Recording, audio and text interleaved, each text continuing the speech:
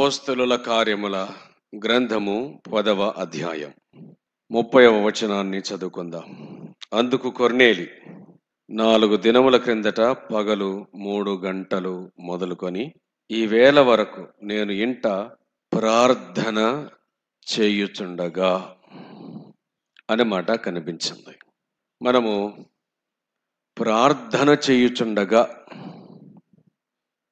అని ఆ పదాన్ని పట్టుకొని ధ్యానం చేస్తూ ఉన్నాం. ప్రార్థన చేయుచుండగా అనే పదం, ప్రభువు ప్రార్థన చేయుచు ఉండగా, పౌలు శీలలు ప్రార్థన చేయుచు ఉండగా, పేతురు ప్రార్థన చేయుచు ఉండగా, ప్రార్థన చేయుచుండగా అనేటువంటి ఆ పదం అపోస్తల కార్యములు 10:30లో కొర్నేలి స్వయంగా మాట్లాడుతూ సాక్ష్యమిచ్చుచూ ఉన్నాడు.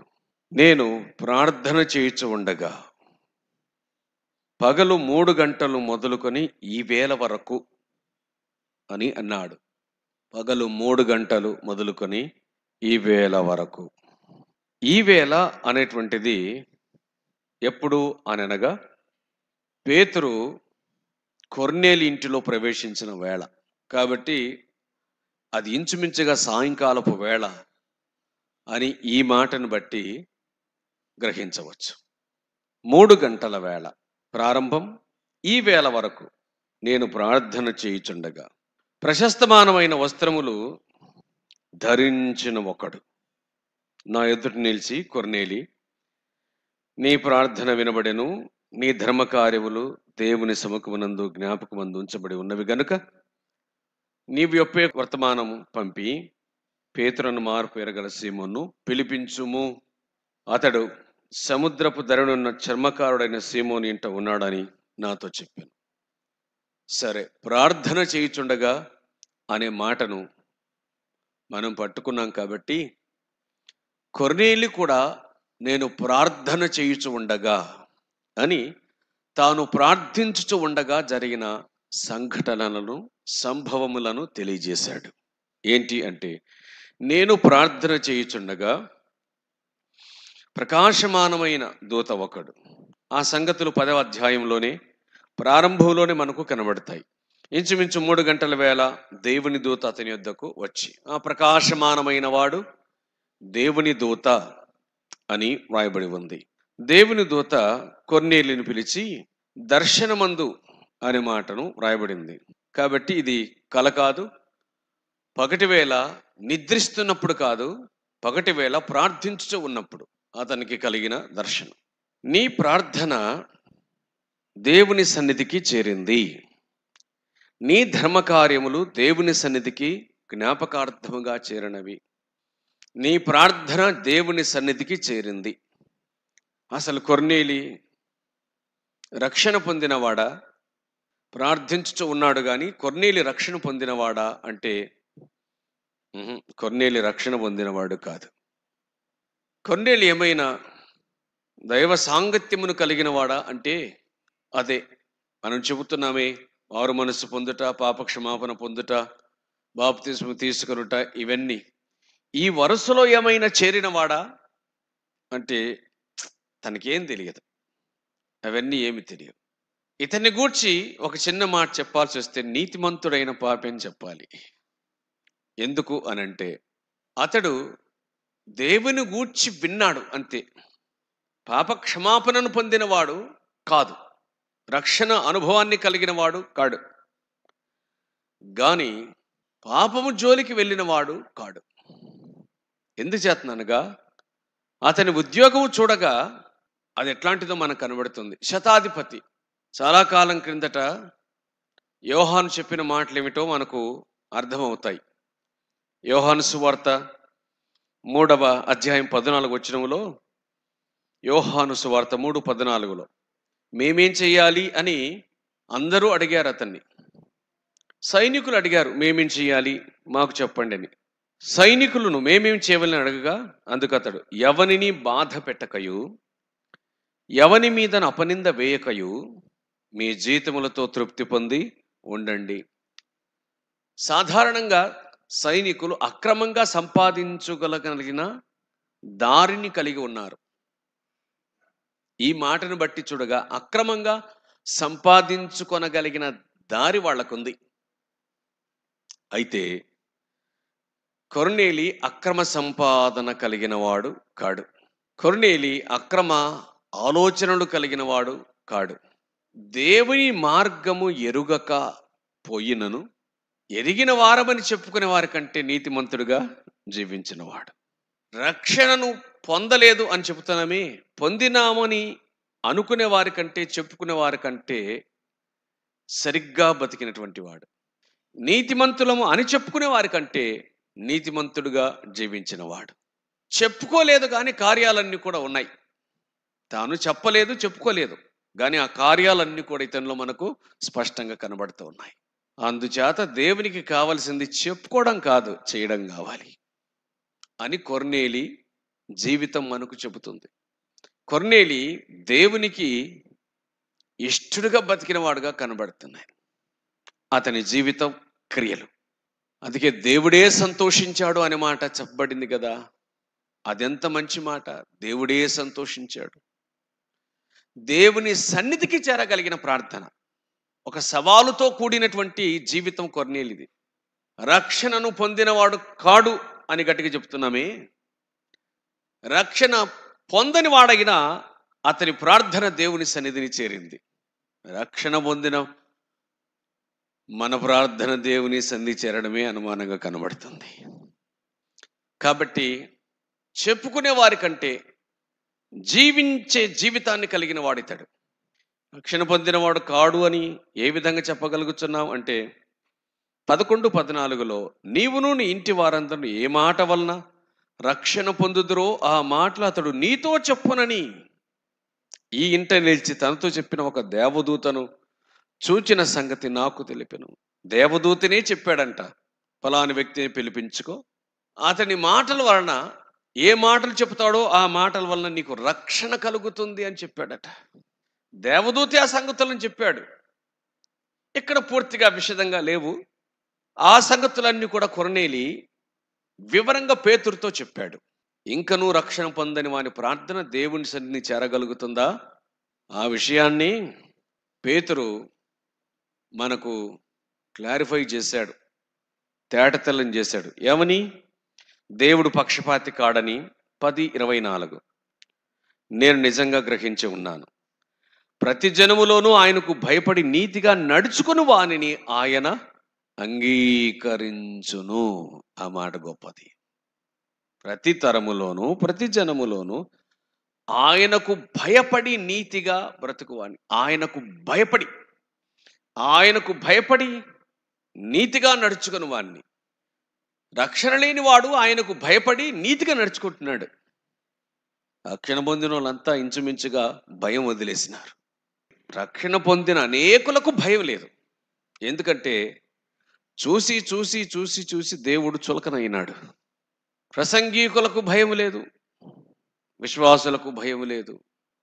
ఆయన దర్శనం కలిగిన వాడు భయపడ్డాడు, అన్యజనుడైన వాడు భయపడ్డాడు. దేవునికి భయపడిన వాడు అని ఇతని గూర్చి దైవగ్రంథం చెబుతుంది. దేవుని యందు భయభక్తులు కలిగిన వాడు. ప్రియులరా, ఇతని ప్రార్థన దేవుని సన్నిధికి చేరడమే కాక దేవుడు తన దూతను అతని యొద్దకు పంపించగలిగిన శక్తివంతమైనదిగా ఉంది. ఇది ఒక అన్యజనుడు, దేవుని గూర్చిన అవగాహన లేనటువంటి వాడు, గ్రంథం చేతిలో ఉన్న మనకు చెబుతున్న పాఠం. కాబట్టి ఇట్టి జీవితాన్ని కలిగి ఉండడం అవసరం. అతని గూర్చి మనకు వ్రాయబడిన విషయం ఏంటంటే, దేవునికి భయపడేవాడు, నీతిగా ప్రవర్తించేవాడు. రక్షణను గూర్చిన సంగతులు తెలియవు, దారి తెలియదు. అపోల్లో వలె ఆత్మయందు తీవ్రత కలిగిన వాడు. కానీ ప్రభు అతన్ని అకుల ప్రిస్కిల చేతికి అప్పగించగా వారు చేసిన పని ఏమిటి అనగా, వారు అతనికి దేవుని మార్గమును పూర్తిగా విశదపరిచిరనే మాట అపోస్తల కార్యములు 18:26-27 తెలియజేస్తూ ఉన్నాయి. వారిద్దరూ అపోల్లోను చేర్చుకొని దైవ మార్గమును గూర్చిన సంగతులు అతనికి పూర్తిగా విశదపరిచిరి. సందర్భం కాకపోయినా ఒక మాట చెప్పాలి. అకుల ప్రిస్కిల ఎవరు అంటే ప్రాథమికంగా మనకు కనిపించేటట్లుగా దేవుని సేవకులేం కాదు కానీ వారు డేరాలు కుట్టుకున్నటువంటి ఒక జంట, భార్యాభర్తలు. అపోల్లోను గురించి వ్రాయబడిన మాట ఏమిటి అని అంటే, అపోల్లో అను ఒక యూదుడు, విద్వాంసుడు, లేఖనముల యందు ప్రవీణుడు. అంటే దేవుని వాక్యం అంత బాగా తెలుసునట. విద్వాంసుడు, క్రొత్త నిబంధన కాలములో బ్రతుకుతున్న పాత నిబంధన గ్రంథం యొక్క విద్వాంసుడు. గాని ఒక విశ్వాసుల జంట అతన్ని చేర్చుకొని దేవుని మార్గం అంటే ఏమిటి అతనికి విశద పరిచినారు. సంఘంలో మాకెందుకు వాక్యం, మాకెందుకు బోధ, మేమెందుకు నేర్చుకోవాలి అనేటువంటి ఆలోచన పూర్తిగా తప్పు. ఒక పండితుణ్ణి చేర్చుకొని క్రొత్త నిబంధన సంఘపు వారు అతనికి లేఖనములను, దేవుని మార్గమును పూర్తిగా విశదపరిచిరి అనే మాట వ్రాయబడి ఉంది. ఇక్కడ మనకు అర్థమయ్యే సంగతి ఒకటి ఉంది. అదేమిటంటే, తన యందు భయభక్తులు కలిగి నీతిగా నడుచుకుని వారిని ఆయన అంగీకరించునని పేతురు చెప్పినట్లుగా కొర్నేలిని దేవుడు అంగీకరించి పేతురును పంపించాడు సరైన దారిలోనికి. ఆత్మయందు తీవ్రత కలిగి దేవుని మార్గాన్ని సరిగ్గా ఎరుగకపోయినా అపోల్లోను దర్శించడానికి దేవుడు అకుల ప్రిస్కిలను పంపించినాడు. ఆరాధించు ఉన్నప్పటికీ ఆరాధన అంటే ఏమిటో ఎరగనటువంటి వానికి, అంటే రక్షణ లేకపోయినా ఆరాధించుతూ ఉన్నాడట. అట్టివానికి తన మార్గమును విశదపరచడానికి దేవుడు ఫిలిప్పును పంపించినాడు. గనుక మార్గం ఏంటి, అసలు లైన్ ఏంటి? లైన్ ఏమిటంటే, అపోస్తల కార్యముల గ్రంథంలో పేతురు పలికిన మాట మనం మెరుగుతాం కదా. మేమేం చెయ్యాలంటే ఏమి లేదు, ప్రభువైన యేసుక్రీస్తు నామమున మొదట మీరు మారు మనసు పొందాలా, తర్వాత బాప్తిస్మం పొందండి, అప్పుడు మీరు పరిశుద్ధాత్మను వరమును పొందురు అని చెప్పాడు కదా. మారు మనసు, బాప్తిస్మం అని 1 2 3 4 అనేటువంటి మెట్లు ఉన్నాయే, ఆ మెట్లను ఎరగని వారిని కూడా దేవుడు దర్శించి ఆ మెట్ల ప్రకారంగా ఈ అనుభవంలోనికి ఎక్కుటకు వీలుగా తన దాసులను వారి దగ్గరికి పంపించినాడు. కాబట్టి ఏమర్థమవుతుంది అని అంటే, తెలిసిన వారికి 1 2 3 4 1 2 3 మెట్లు ఎక్కడం, తెలియకపోయినప్పటికీ కూడా తనను ఆరాధించుతున్నటువంటి వారిని అంగీకరించి వారి యొద్దకు తన దాసులను పంపించి ఈ అనుభవంలోనికి నడిపించటం బైబిల్ గ్రంథంలో మనం చూస్తున్నటువంటి పద్ధతి, లేక దేవుని కార్యం అని మనం గుర్తుంచుకోవాలి. అందుచేత ప్రియులారా, మనం గ్రహించవలసినటువంటి పద్ధతి ఏమిటి అని అంటే, ప్రార్థన చేయుచు ఉండగా అని. ఆ ప్రార్థన చేయుచు ఉండగా అనేటువంటి ఆ ఒక్క పదం ఉంది, దాన్నే పట్టుకున్నాం. కానీ దాని వెనక ఆ ప్రార్థనను అంగీకరించగలిగిన జీవితం కూడా ఉంది. చాలాసార్లు ప్రార్థనలు ఉన్నాయి కానీ జీవితం లేదు. కొందరికి జీవితం ఉంది కానీ ప్రార్థన లేదు. కాబట్టి ప్రార్థన ఉండి జీవితం లేకపోయినా, జీవితం ఉండి ప్రార్థన లేకపోయినా మనం అంగీకరించబడమని గుర్తుంచుకోవాలి. ప్రార్థన కలిగిన వారు జీవితాన్ని కలిగి ఉండాలి, జీవితాన్ని కలిగిన వారు ప్రార్థనను కలిగి ఉండాలి అనే విషయము దేవుని వాక్యం మనకు జ్ఞాపకం చేస్తూ ఉంది. కనుక ప్రార్థించుచుండగా జరిగినటువంటి ఈ గొప్ప సంఘటన, అది ప్రస్తుతం మనకు కూడా చాలా అవసరమైంది అనే సంగతిని జ్ఞాపకం చేసుకోవాలి. మనం ప్రార్థించుచూ ఉన్నాము, జీవితం లేని ప్రార్థన మాత్రం దేవుడు అంగీకరించడం. ఒకనికి ప్రార్థన ఉంది కానీ జీవితం లేదు. ఆ సంగతి లూకాసు వార్త 18వ అధ్యాయంలో యేసు ప్రభువు చెప్పిన సుంకరి పరిసయ్యుని యొక్క ఉపమానంలో మనం గ్రహించగలం. ఏమిటది అని అంటే, అతడికి ప్రార్థన ఉంది కానీ జీవితం లేదు. అంచేత అతడు జీవితకాలం అంతా అదే ప్రార్థన చేసినాడు కానీ తన జీవితంలో ఎన్నడే కానీ సంతోషించుచు నీతిమంతుడై ఇంటికి వెళ్ళలేదు. ఎందుకనగా నీతిమంతుడనని తాను అనుకున్నాడు కాబట్టి దేవుని యొద్ద నుండి వచ్చు నీతిని అతడు పొందలేదు. తానే నీతిమంతుడను అనుకున్నాడు కాబట్టి దేవుని యొద్ద నుండి వచ్చు నీతిని అతడు పొందలేకపోయాడు. మరి ఒకడు నేను నీతిమంతుడను కాను అని అనుకున్నాడు, కరుణించమని ప్రార్థన చేశాడు, ప్రభు అతన్ని దర్శించాడు. అతడు నీతిమంతుడై సంతోషించుతూ తన ఇంటికి వెళ్ళెను అనే మాటను చూడగలుగుచు ఉన్నాం. అందుచేత ప్రార్థన జీవితం అని అంటున్నామే. ఇలాగ చెప్పుకోవాల్సి వస్తే ప్రార్థన ప్రవర్తన ఈ రెండు కలిసి ఉంటే దేవుని యొద్ద నుండి మనకు జవాబు రాగలుగుతుంది. ప్రార్థన మరియు ప్రవర్తన. హన్నా ప్రార్థించుచు ఉండగా ఏలి ఆమె నోరు కనిపెట్టుచు ఉండెను. అంటే ఆమె ప్రార్థనకు జీవితానికి ఏదైనా తేడా ఉందేమో.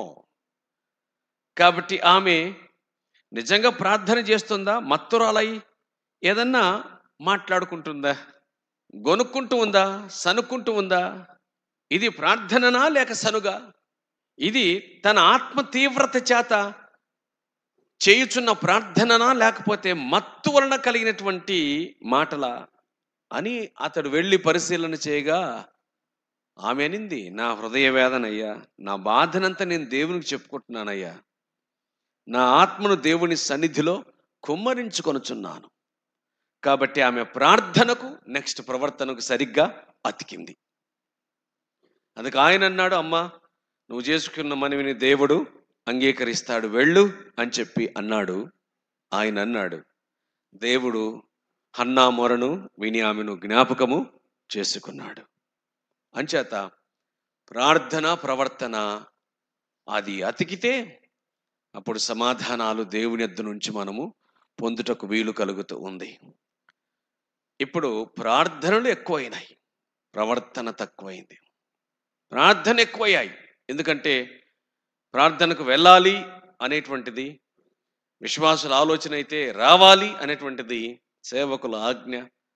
కాబట్టి అందరూ కలిసి ప్రార్థనలు చేస్తూ ఉన్నారు, జరుగుతున్నాయి. కానీ అందరూ కలిసి మరిచిపోయింది మాత్రం ప్రవర్తనను మర్చిపోయాం. కాబట్టి ఎక్కడ ప్రవర్తన ఉండదో అక్కడ ప్రార్థన ఉన్నా దానికి జవాబు ఉండదు అనే విషయము దేవుని గ్రంథం జ్ఞాపకం చేస్తుంది. కనుక ప్రియులారా, ప్రార్థన చేద్దాం, ప్రార్థన ప్రకారంగా ప్రవర్తిద్దాం, అలాగే ప్రవర్తిద్దాం, ప్రవర్తన ప్రకారంగా ప్రార్థన చేద్దాం.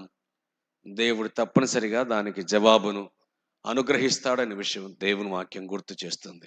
కొర్నేలి చేసిన ఒక ప్రార్థన ఇద్దరిని దగ్గరికి పంపించింది. కొర్నేలి చేసిన ప్రార్థన ఇద్దరిని దగ్గరికి పంపించింది. ఒకరిని పరలోకం నుండి పంపించింది, ఒకరిని పక్క ఊరు నుంచి పంపించింది. ఇద్దరు ఆయన దగ్గరకు వచ్చారు, కొర్నేలి దగ్గరకు వచ్చారు. పరలోకం నుండి ప్రకాశమానుడైనటువంటి దేవదూత ఆ స్థలమునకు వచ్చాడు. అలాగే ప్రక్క నుండి కొర్నేలి పేతురును పిలిపించుకొనగలిగినాడు. ముఖపరిచయం లేనటువంటి వ్యక్తులు. పరలోకము నుండి దేవుని దూత కనిపించినాడు, ప్రకాశమానుడు, గొప్పవాణ్ణి చూడగలిగినాడు. అలాగే ప్రక్క నుండి అనగా దూరము నుండి భూమి మీద అప్పుడున్న గొప్పవాడిని చూడగలిగినాడు. అప్పుడున్న గొప్పవాడెవరు? పేతురే. ఇంకా పౌలు రాలేదు, పేతురే అప్పుడున్న గొప్పవాణ్ణి చూడగలిగినాడు.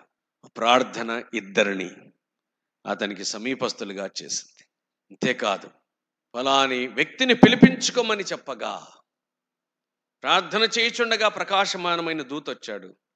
ఆ దూత చెప్పిన సంగతి ఏమిటంటే, ఫలాని చోట నుండి ఫలాని వ్యక్తిని పిలిపించుకో అన్నాడు.